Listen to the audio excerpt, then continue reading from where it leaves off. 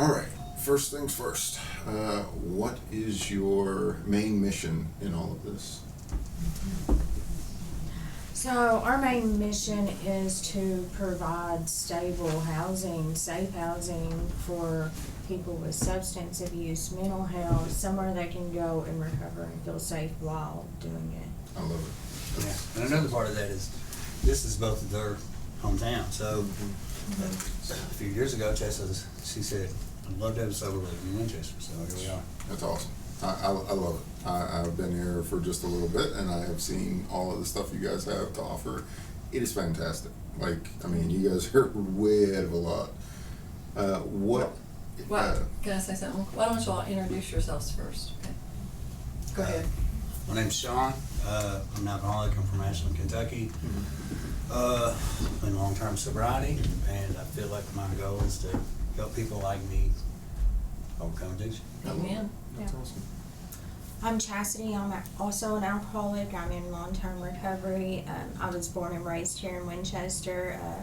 I've done a lot of damage in this town, so that's why I wanted to give back to my town. Amen. That's awesome. It's a good way to say it. That's what I've done the same. Yeah. It is. My name is Tammy. I am the CEO and owner of Mended Purpose LLC. I struggled with drug and alcohol addiction for 26 years, and I have been clean and sober for, it'll be 8 years in September. I too am from here in Clark County, and I wreaked a lot of havoc on the streets here. Drug addiction, prostitution, lying, incarceration, time and time again, and I just want to give back to my community here. I took so much from it, so now it's time to give back. And I never had somebody on the streets, when I was on the streets, to encourage me or to say, hey, there's a way out, or I love you, or you're worth it, it's going to be okay, you're not your trauma, you're not your pain. And that's what Mended Purpose represents, is that, to be that hope and be that light in somebody's life, to say, hey, you're not what happened to you, you're not your pain, you can't overcome this. And I'm very passionate about it. I love it. And you can tell. It's the dedication is here. You can see it. You guys are doing a great job. I think it's amazing. The ladies that sat in here today had nothing but great things to say about this place. Like, that says a lot. I mean, I've seen a lot of different places where people will say one thing, but then as soon as the stories start, they will go down the rabbit hole of just, this place doesn't really care about this or this, and that's not what I saw today. Today, everybody was just high hopes. They feel better being here, you know. They feel like family. Yeah, that's a really cool thing. Yeah. You guys are doing a great service. I've been saying it for a while now. I think this right here, recovery, is the hardest job we have facing our country right now. And I don't know why nobody seems to share that aspect of it. I'm like, it's easy to break something. It is so hard to fix it. Like, period. I mean, and that's where we're at right now. We've got a ton of people who need support, who need help, who need understanding of what now. You know what I mean? Like, you get sober, but what now? What do you do? Like, Yeah, what's the bridge in the gap? right. We need a bridge in the gap, and we have a lot of people in the world today who are broken adults, and it's hard working in recovery because it's physically, mentally, and spiritually draining. It's not as much physical as it is mentally and spiritually draining. And you have to, Jesus tells us to pick up our cross and carry it. And whoever shall follow me must lay down their life and come after me. So when you work in recovery, you have to lay down your life to follow your calling and what God has called you to do. And sometimes that's sacrificing your family or your needs, or not to where it's unhealthy for you, because then that makes it imbalanced. But there's a lot of sacrifice in that, and not a lot of people are willing to pay that. And we also have a lot of broken people in our country because recovery and being sober are two different things. From whatever it is, whether it's food, shopping, alcohol, drugs. You cannot have a substance in your body and not be recovered. And what I mean by that is by your actions, the way you love people, the way you treat other people. Do you tear people down and gossip about them? And you cannot give back to other people what you do not have. Exactly. So a lot of people in the recovery world do not have real recovery. They are just walking around without a substance in their body. That's what I tell people all the time. I'm like, you can be addicted to something and still be addicted to something. Like, you can get help from one thing and end up going into a whole nother one, and it sucks. It's like finding an addiction that actually can outweigh the other addiction sometimes can help. It can be good, but sometimes it's just you're feeding one addiction for another, and it gets kind of bad, repetitive loop. Yeah. Vicious cycle sometimes. It is, and it's not that any of us in recovery are perfect, because we all have something to work on, and we all fall short of the glory of God and have character defects and shortcomings and stuff, but you have to actively be working on yourself. And if you're spitting out hate and negativity, then that's what you're going to get in your community. That's what people are going to perceive recovery as, and it's not that. My favorite part of the recovery aspect of everything is that these amazing people are going through these, the craziest stories of all time, and they just are so down on themselves, and they don't understand how amazing they are for surviving these things. Like, we had that one girl today, she was like, I've only been sober 90 days. I'm like, that's 90 days. Do you know how amazing that is? Like, Don't ever so say good. only I'm like, again, dude, that's ever. so good. Yeah. I'm so proud of people that are choosing to do something cool for somebody. And I don't, you get a lot of people, oh, you're getting paid to do this. No, you're allowed to make a living while you make a difference. And I think everybody that's in anything, it doesn't matter what it is, like, you should be paid for the thing that you're doing, and it's a great thing that you're doing for the community. That's so amazing. And to the people that are like struggling through addiction, it's like, if you really knew how amazing you really are, it's like you wouldn't even question it, And I think it's awesome because you guys have made a household where it's like they're a family inside of there, so it's like they have their own peer support inside of the household, which is super cool. Like, that's neat. It's like a brotherhood and a sisterhood. Yeah, and they really definitely showed it. They act like so. They fight. They bicker and argue like it too. So I'm sure. it's a two-way thing. I'm sure. I drink no milk without your name on it. Yeah, I like that. My thing about like the community is to be more involved with what's going on in the recovery world, to know the difference in like homelessness, mental health, substance abuse, and things. Like, if they would have had like these structured recovery programs back when I was using, I probably wouldn't have went out there relapse after relapse after relapse, like, I'm so thankful that I was able to go to the Hope Center and recover there. And now it's like there's these opportunities for women and men to start and build their foundation. Now, speaking on that, do you guys have, we need more facilities that include men in them, because I've noticed a big push, it's for women and children is mostly the main thing, but you don't really see a lot for like men. Are you guys, in the partnerships that you guys have had, you guys have ways of getting men help as well? Yeah, As far as that goes? actually, Tammy Painted Purpose owns the men's house that was in your review. Better Days, Sober Living's one in Winchester. Okay. There's several in Oxford House. Oxford House, you've probably heard of it. It's like a self-governed model. It works well. There's a few of those here. There is, and when you get into it really, it may look like there's more for women, but there's really not.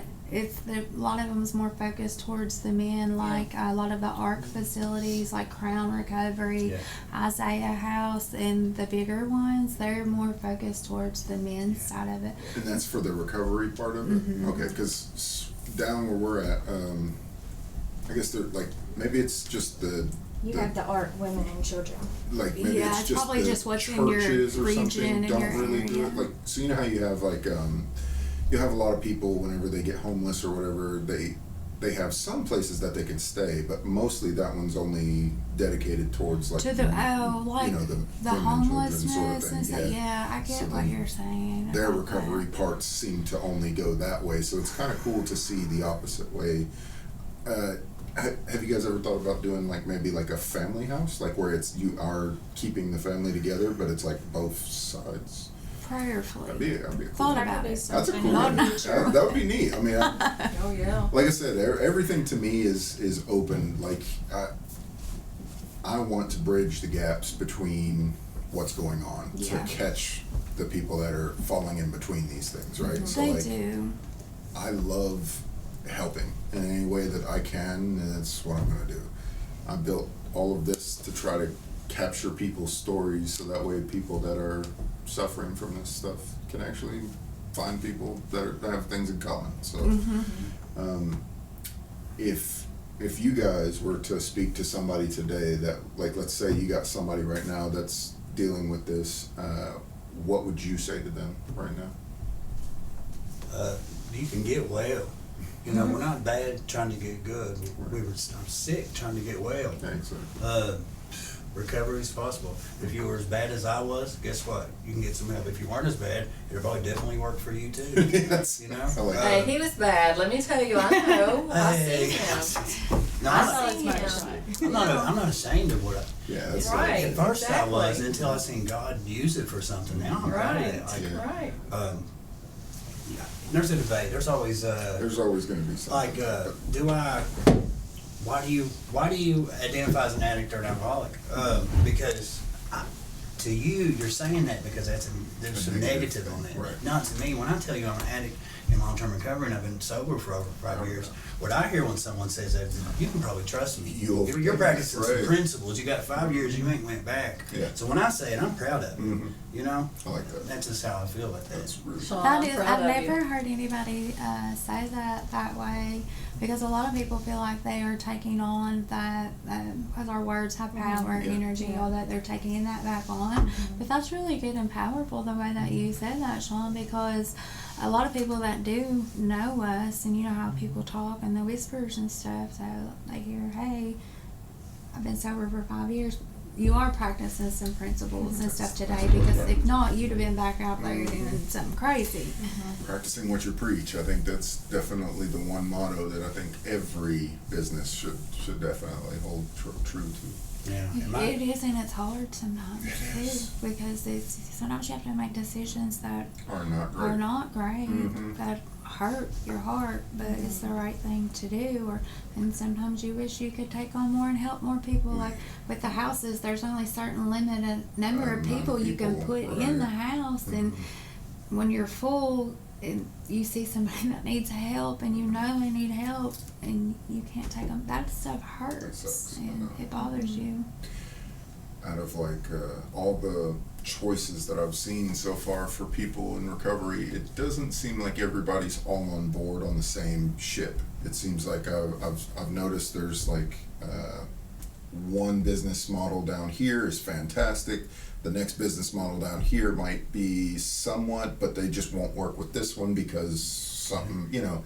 I'm like, if everybody is in it for the same goal, it should be one big ship, you know. There's like, a divide in there it. is, and I don't And understand what that is. Like, do you think that has to that's speaking towards the economy of it, like the money side of it, or do you think it's more just people are not under the same leadership sort of thing, like they're not following the same I goal? think it's there's several different avenues to recovery. So my recovery doesn't look like Tammy's. Mine, Chaz looks similar.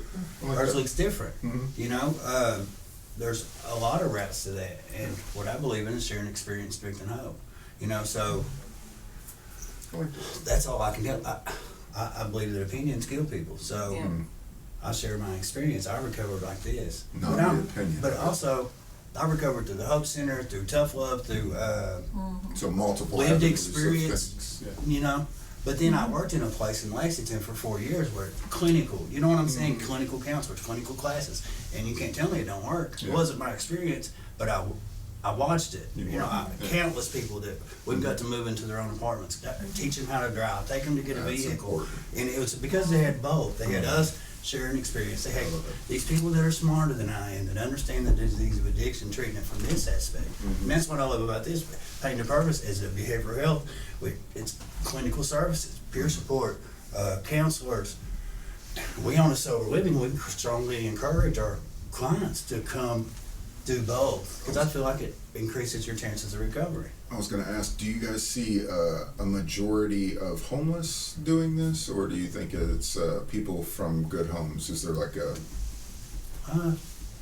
more from homeless or more from good homes? It's more the homeless than it is the good homes. So, We have one right now that I didn't know till yesterday. He was sharing some of his story. He come from a really good home background, so he didn't have any problems.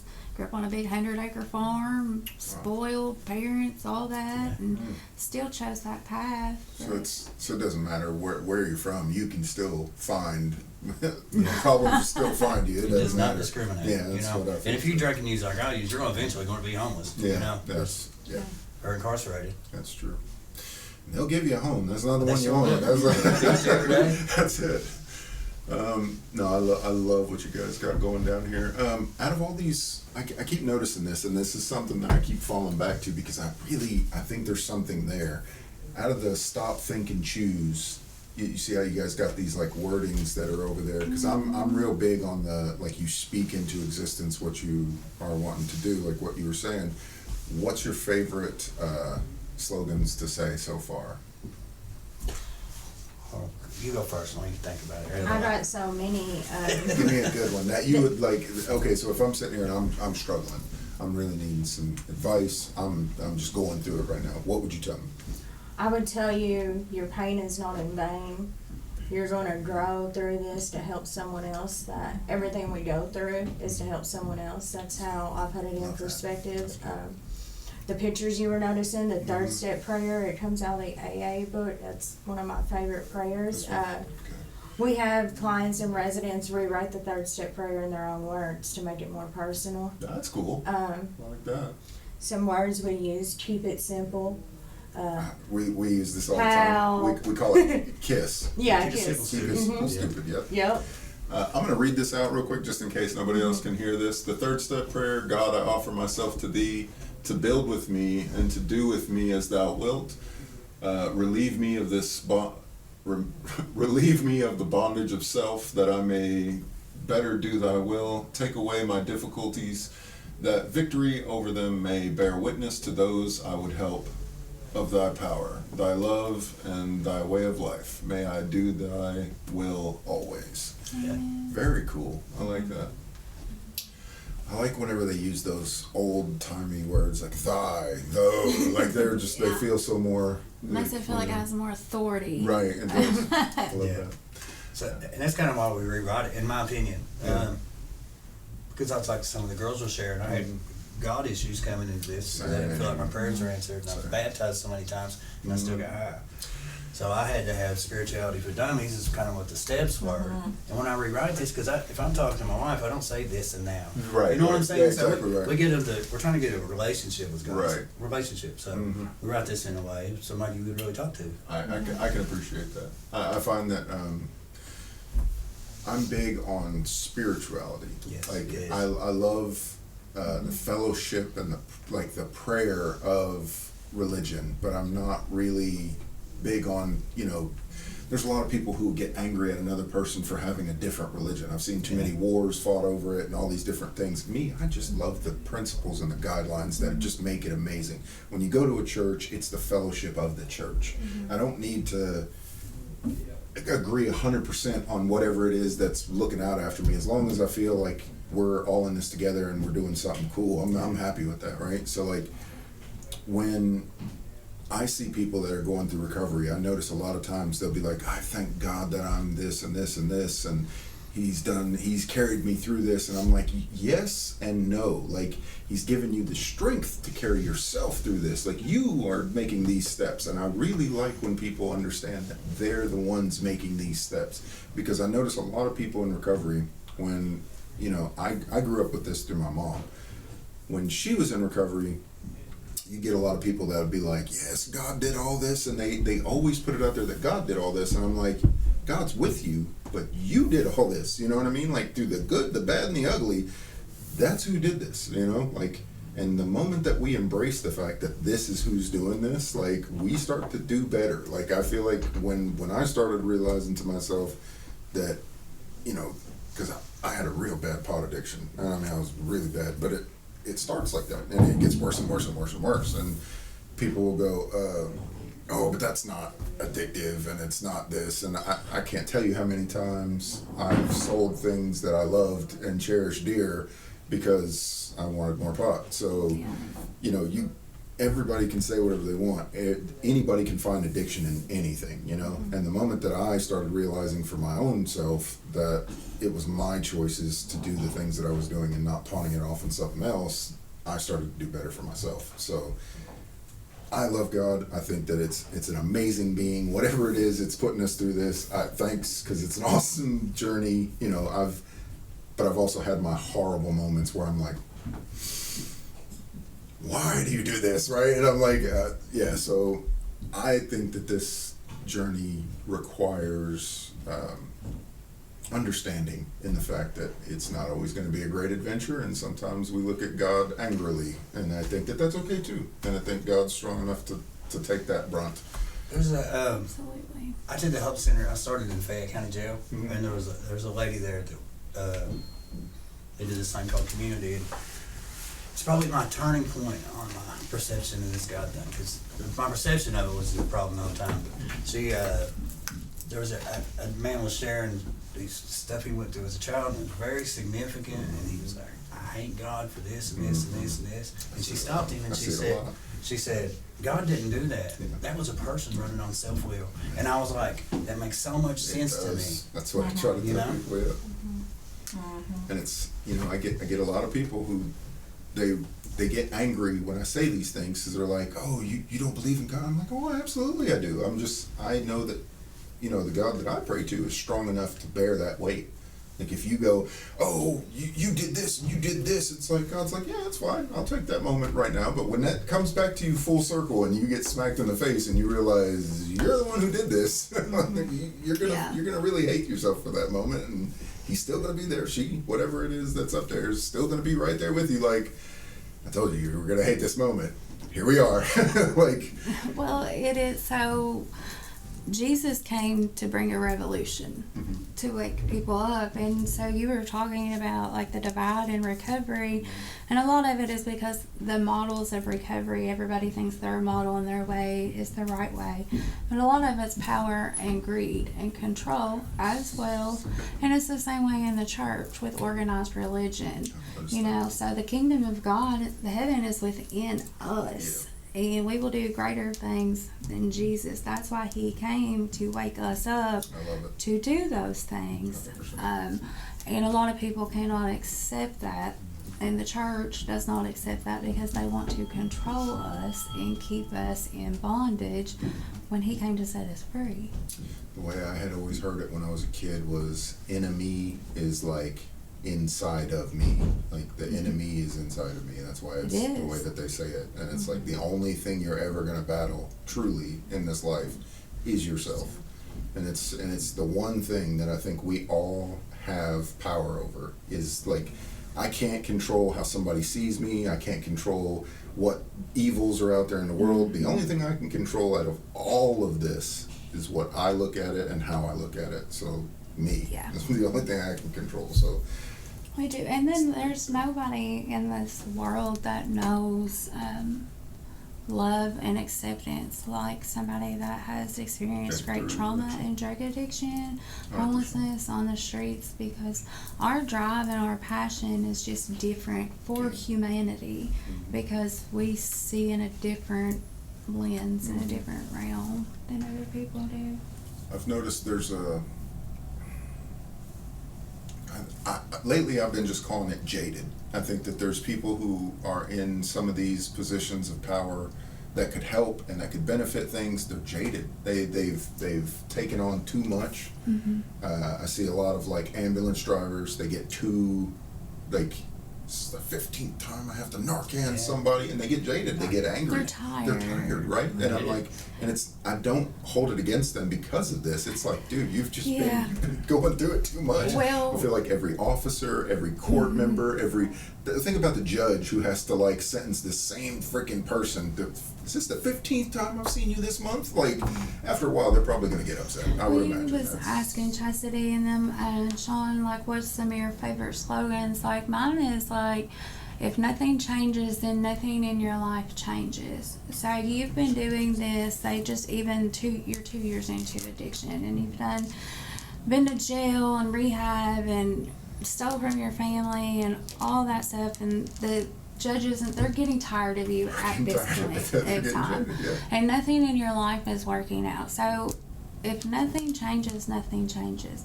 And this is so weird because I'm a really soft person, people pleaser, all this stuff, but I'm hardcore at the same time. It's like, get your tail up and just do what you gotta do. You're an adult. I like it. You done experimented with this for this many years in this amount of time. Just get up and do what you gotta do, because if nothing changes in your life, then nothing's gonna change. That's so cool. So I've got a couple of things that I'm doing that I really want to make real.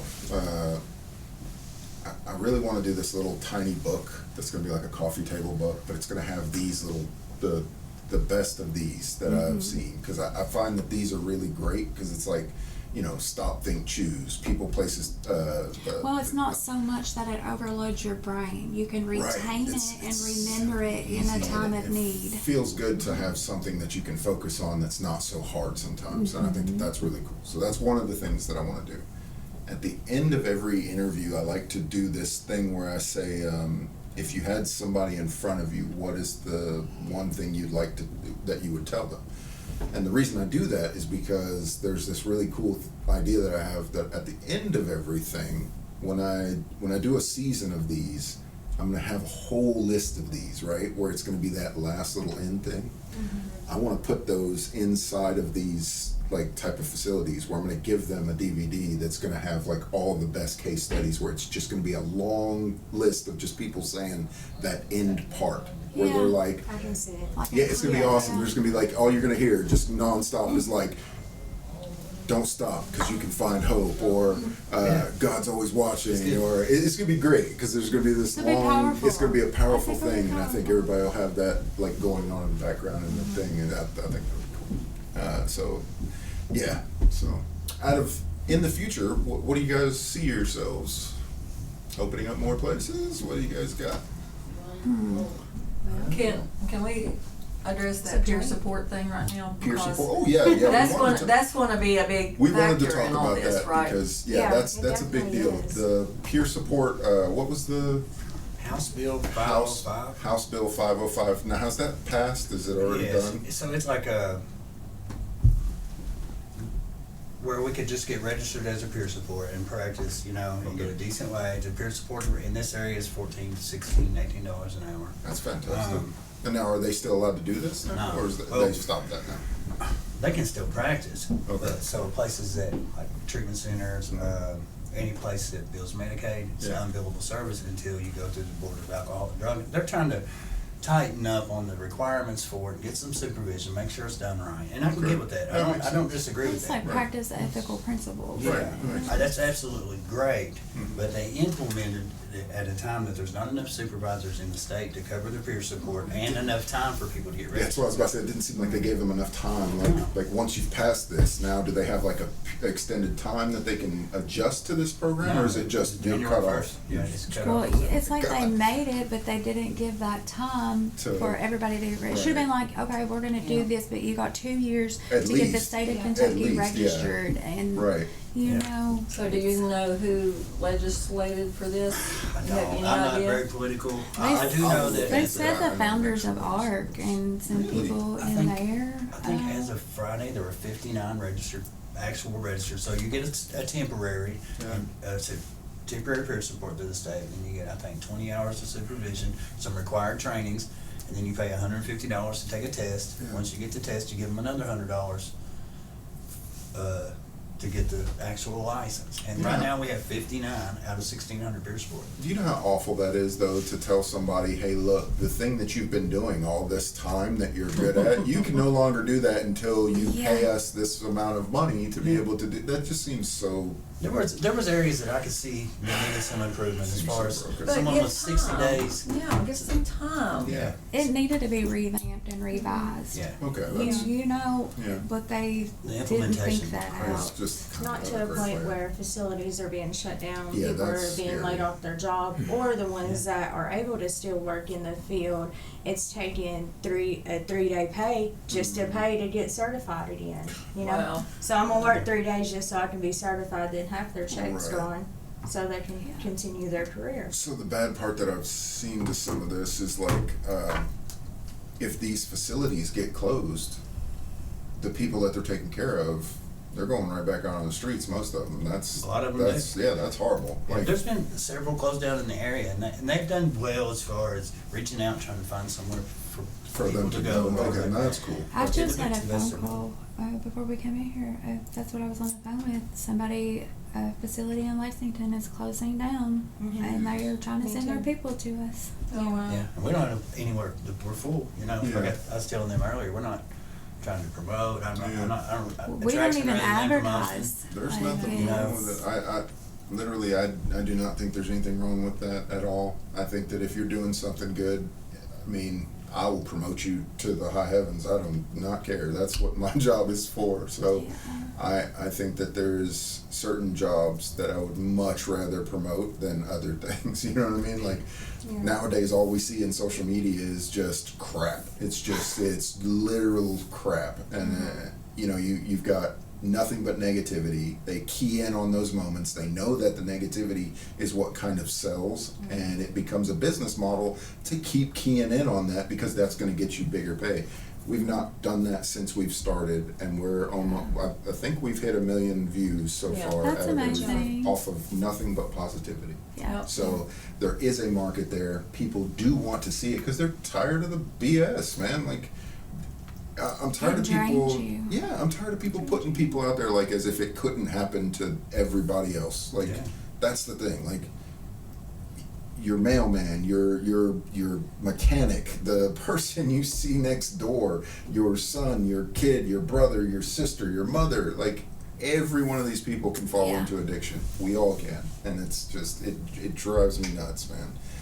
Most people are just like 1-2 paychecks away from homelessness, a motor blow up in your vehicle, or Most people. Yeah. You know, I get it. some people are like one divorce or one more trauma away from a mental breakdown. So I or- used to tell people you're one bad day away from your worst self, but Yeah. I'm at the point now that you're one bad second.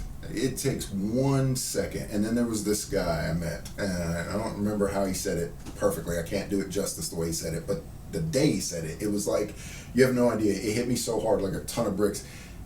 I was so angry, and I was going to go fight these guys, and just after watching what they were doing to this person, I'm one of those people, I like to stand up for people, right? But it's going to get me killed one day because I can't stop myself. And the guy said, man, listen, it takes a minute.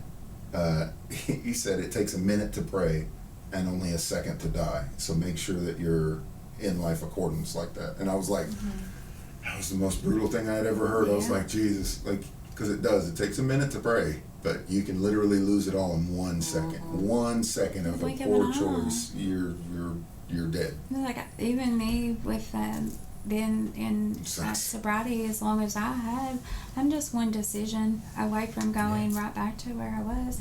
I'm no better than the anybody. person that has 24 hours. I still have to do the same work, the same Still put in the principles, same work. I love the that. same That is stuff amazing right there. every What you just single said there day. is so great. I have to do a daily inventory when I get home every night. That's Have awesome. I hurt somebody? Did I do something wrong? Was I my attitude crappy with people today. Like, I'm autistic. I live that life every day. well, and I can't have help people myself on pleasing that. tendencies Right. anyway. So when I go home and do my inventory, I'm like, did I hurt anybody? I'm in my head today? 24 hours a day, nonstop. Oh, Like, should I have? Like, just Yeah. nonstop, and I can't. It's real. stop that, yeah. It's real. But that's good though, because that shows you that you're doing the work, and that's Mhm. important. And I think being above that is what gets people, like, they get lazy on it, and that's when you get in trouble. Like, you know, you find like, oh, I can never get caught into this, or I would never do this, and then bam, it's just so. It's so easy, and I'll just give you something real. The reason why that I think that way, because of my past and the prostitution. You know, as women, when you're sick and you're dope sick and you're fiending, you're gonna do whatever to feed that demon and that addiction. So when I served out my time in prison and I came out to sobriety, I worked my sobriety program like that because I cannot stand the thought today of ever having to give my body or myself over to somebody that I don't want to 100%. feed an addiction. So Yeah. that keeps me going. I think there needs to be something on that too. It sounds so weird. Lately we've been just nonstop talking about this, but there's nobody that seems to, you know, even today we had one of the girls sat in here and said, you know, she had an addiction with sex, and I was like, you know, that's like, that was so powerful for her to admit that and say that like that, and I was just like, dude, I'm blown away by that. To be able to self-understand, like, you know, to like say, hey, look, this is what I've got going on, and I need to be able to address that, is your biggest power that you've got, you know, like, and then only second to that is to be able to look at somebody else that's going through it and say, hey, I don't want to do what they just did.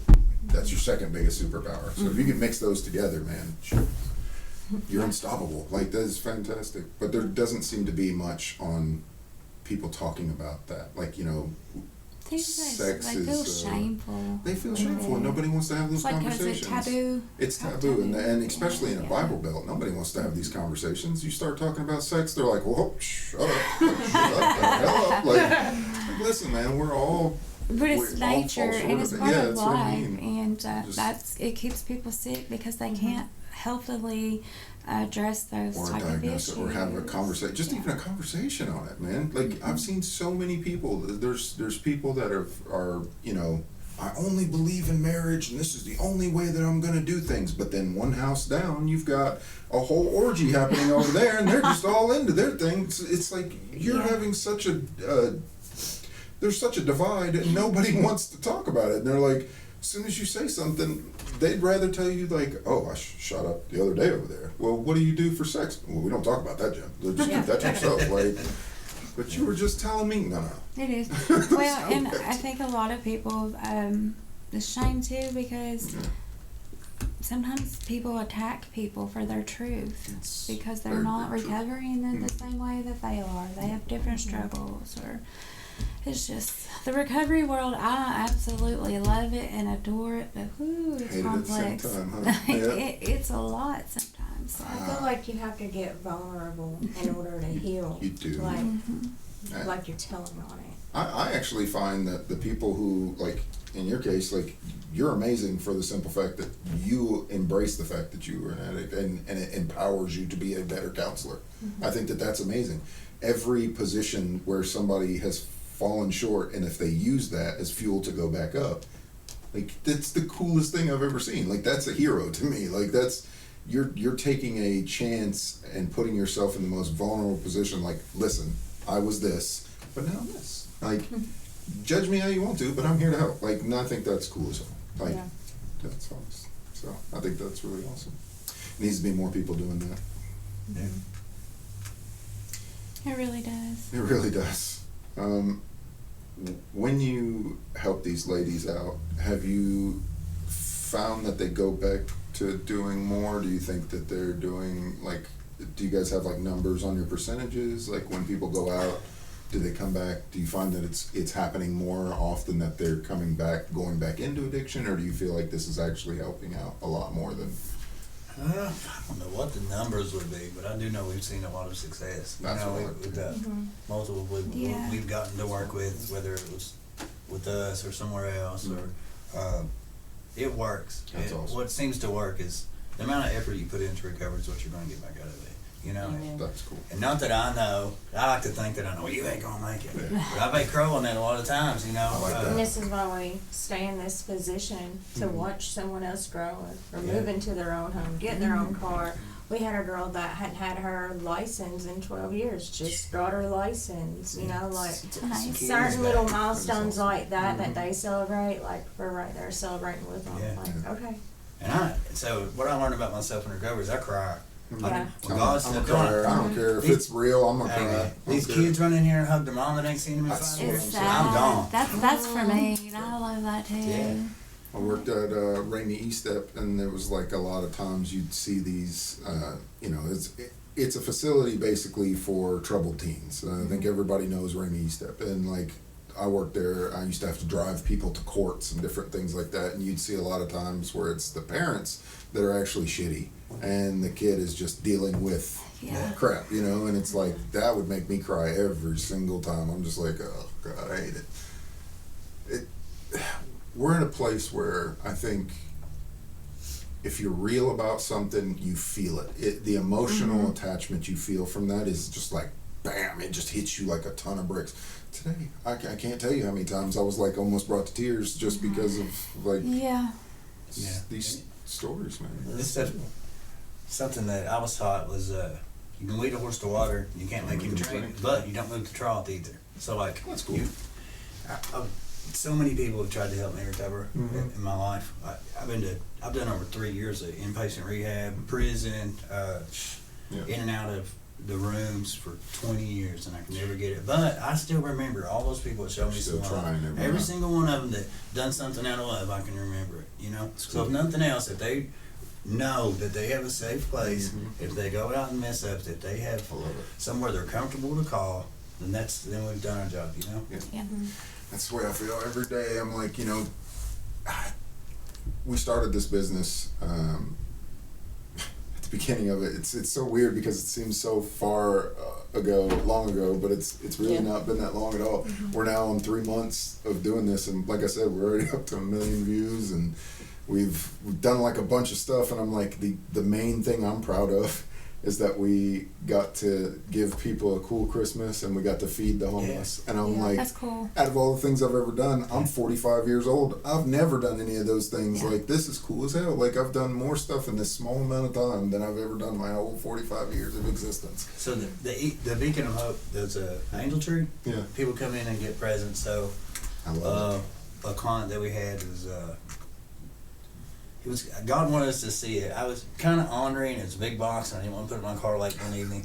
So the next day, I got the box and we took it over to the house because it was for her grandson, and That's so awesome. he just happened to be standing on the front porch when we came in the back door. So we ran in there, we wrote from Granny on it, and it was the people in the community had bought this box full of presents, That's so and cool. they really showed out. I don't know about Minecraft, but everything it was Minecraft, and this little boy opened that That's stuff Yeah. from her from his grandmother, and me and him sit there and shot these little guns, and it I was love just such an amazing, awesome experience, and we got to see that, you know, That's and it was cool. because of the community, you know. Right. That, you know, that's another thing. I mean, we have to acknowledge the fact that all of our business models, doesn't matter what we're doing, is all based off of the community. I mean, that's who pays my bills. Like, if the community doesn't like what I'm doing, I see it like I'm not going to have any business. Like, nobody will be there. But at the same time, every business model should be like that, because it's like you're not making a business model to like just make money. You're making a business model that impacts your community as you go along too. So it's like, when I see the community actually give back and start to come together, that's the coolest thing. I mean, when you see it for real, it's the coolest thing ever. Like, It I love it. It's neat. And I think this last year has been the most that I've ever seen. Like, I mean, I've been through every kind of rehab facility, every kind of like, you know, court system, every weird thing that has been out there that tries to kind of steer you into doing like a better for yourself. Me and my family have seen it or went down it. And this last year, out of 45 years of existence, this last year, I've actually got to see real positive changes where things are really like, I feel like real people are in charge of these things now, and it's starting to show. Versus it just being, it is, and I'm starting to see people who actually care versus just the crappy policies is what they expected was going to change the world, and it's not. It's the people, and people forget that it's people. It is. It's here at Painted Purpose, so obviously you have to have money to run and have a facility. As long as we have the amount of employees to help people, their paychecks are paid, our rent is paid on our facility, and our insurance policies are paid, and we can eat and provide for our homes without all the extra fancy stuff. I love it. They can keep the rest of it. That's the way I feel. Amen. That's it. At this place, it's they can keep the rest of it We because do a it's lot not of about outreach. that. Yeah. That's so cool, though. God, that's cool. What's your biggest, if you had to, give a shout out to a business partner that you guys like the best, what's your favorite business partner? Michelle Bradford, without Michelle a doubt. And who's that? She's with the Beacon of Hope Beacon of here in Winchester, the Winchester Beacon of Hope Emergency Shelter. Michelle's tough. She's fair. And she's very honest. Okay, I like that. will tell you exactly how it is. And does she do similar things? She is the the director director. of the homeless shelter here. So Michelle started the Winchester Beacon of Hope emergency shelter 11 years ago. They just celebrated their 11-year anniversary, and I sit and think all the time, Painted Purpose was birthed out of my pain, out of my trauma, and I love the name, by the way. God allowed That's me so to good. birth that like a baby, but when I worked inside of the Beacon for recapture and recovery before Painted Purpose came,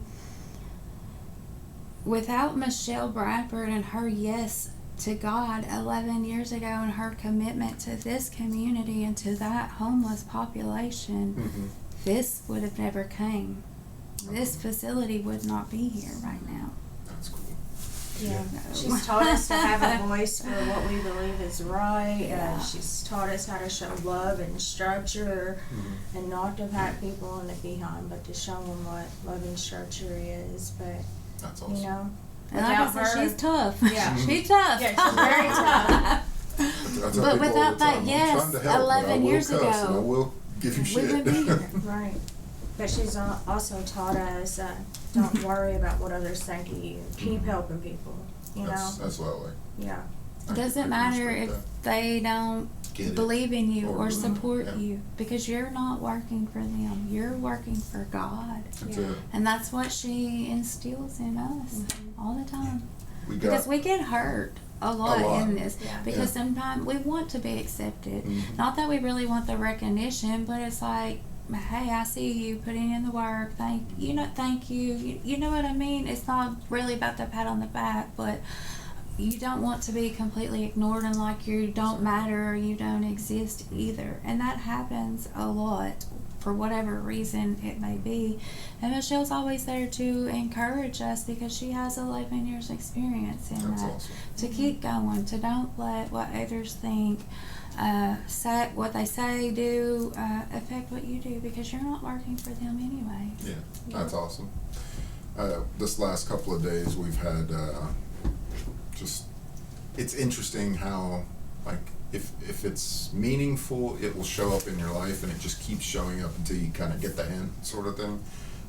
Today we had a conversation with somebody, and they said,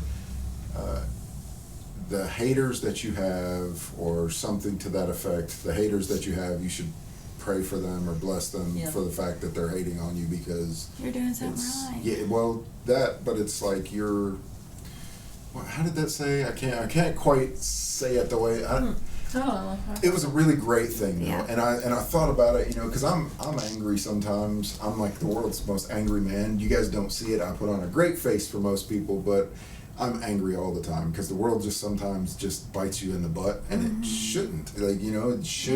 It should be going out of its way to try to help the things that need to be helped. But I've noticed people worry about the wrong things. Yeah. I got it. Go ahead, Sarah. Imagine hurting me without knowing that I pray for you and ask God not to make your life difficult. Right. That's why. That's really good. And I thought, man, that is brutal, because it's like, I can't tell you how many times I've been angry at a situation because this is the Bible Belt.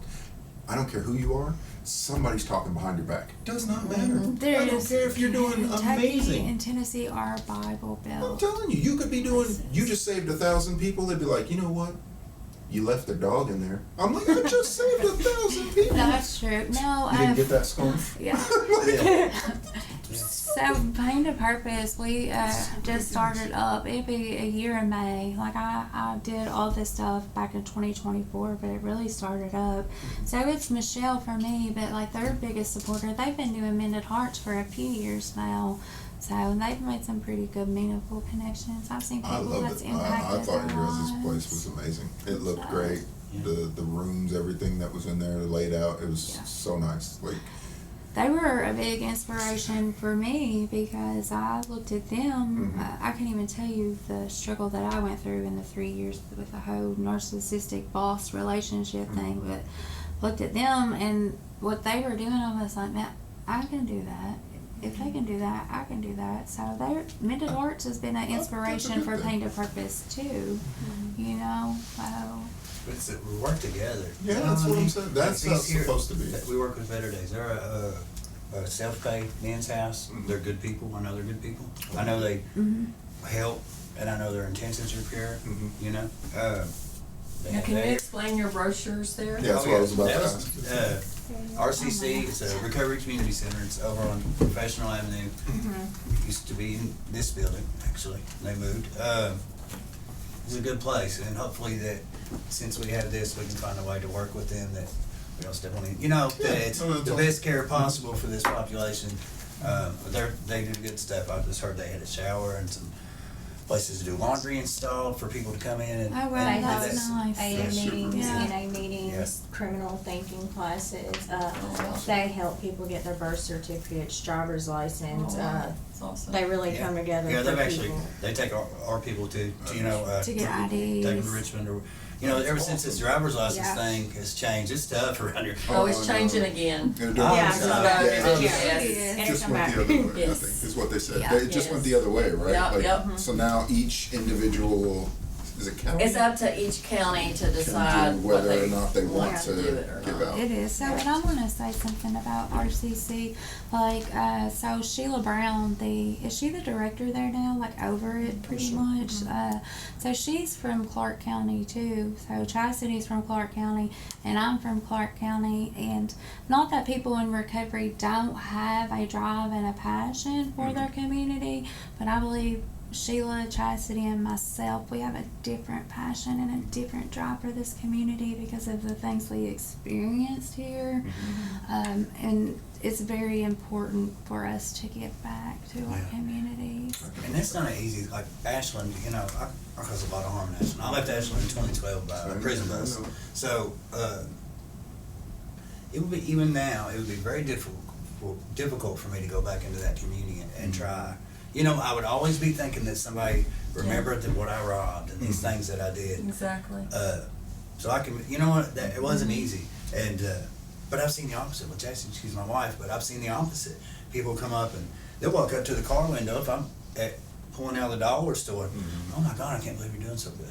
You know, Oh, wow. for some reason, I don't think that would be the impression I left. We go that way, That's- but I that's could fair, do very but- well wrong. So we were Still taught, really cool, like, though. walk in that room like God sent you. That's Like, it. yeah, That's we're the way I scared, we're living in fear, we're worried about what they think, but walk in with your head held up and help somebody. Get out of self and That's do it. do the right thing. And it was scary at first. Feel that every And I day. think with the RCC, Mended Hearts, and Painted Purpose, So 3-strand cord can't be broken. I love it. Yeah. So That's same thing with true. the beacon and Mended Hearts and Pain and Purpose. That 3-strand cord, it cannot be broken. See, I If love we it. could just like get the community as a whole, like, okay, you can help with this resource, you're here for this resource. Oh, that client care doesn't fit that house, let's see if this house is available or this resource, you know?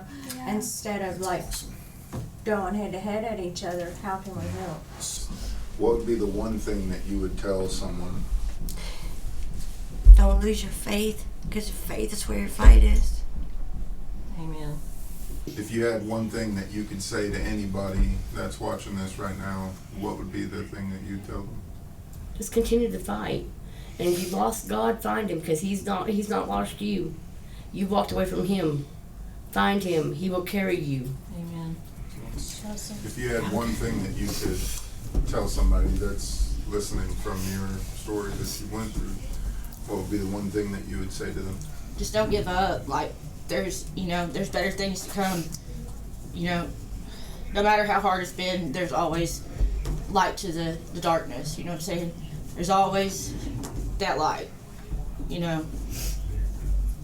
It's never too late. If you had, like I ask everybody, if you had one thing, a person sitting here watching this right now, what would be the one thing that you'd want them to know? Don't give up hope, no matter what. No matter what. On your darkest day, it's where there's breath, there's hope. Yep. And there's a way out, and there's a solution. So, yeah. Like, if you had a person in front of you who's watching this and they could learn something, what would you tell them? That if you really want it, you don't ever have to get high again, no matter what. No matter who loves you, leaves you, or dies, you do not have to pick up. If you had somebody in front of you right now that was watching this, what would you say to them? Don't ever stop believing yourself. Love that. So if you had somebody today that you were talking to, somebody was watching this right now, what would you say to them? I'm telling them, don't give up, because there's so much more ahead of you. You just gotta work hard for it, but it's all gonna be worth it in the end, It's just, don't give up. Just keep pushing. Push hard. That's awesome. If you had one thing to say to somebody who was sitting right here watching you right now, what would you say to them? Regardless of how many times you fall, get back up. Yeah. Please get back up. That was cool. So, So if you had one thing that you could say to somebody that's sitting where you're sitting right now, what would you say to them? To keep going.